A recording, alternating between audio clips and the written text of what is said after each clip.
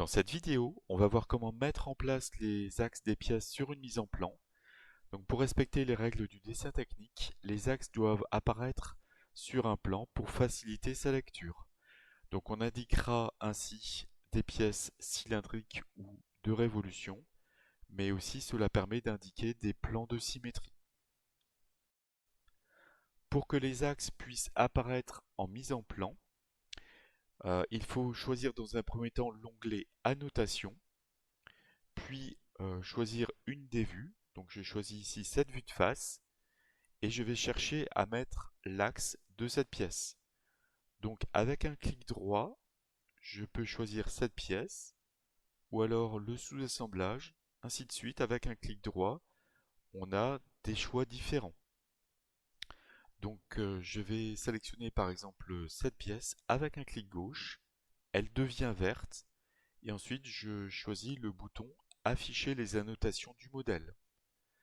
Donc je vais bien sûr ne pas faire apparaître des cotes, donc je décoche toutes les cotes et je choisis le petit onglet Afficher les références du modèle.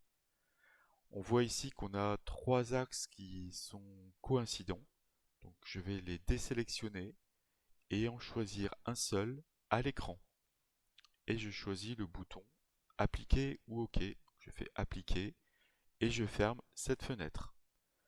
Donc on voit bien ici que l'axe apparaît bien pour cette tige et que toutes les références sont bien décochées.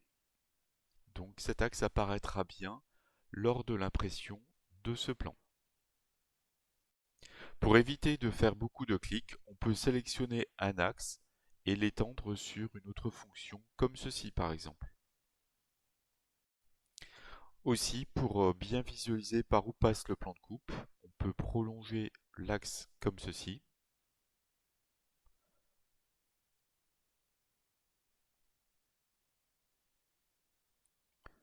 Voilà, et si je sélectionne cet axe ici, je vais le prolonger jusqu'à la définition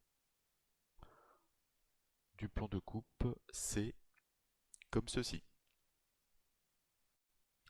Mettez en place aussi les axes sur les autres vues, comme par exemple ici sur cette vue de gauche et cette vue de dessus.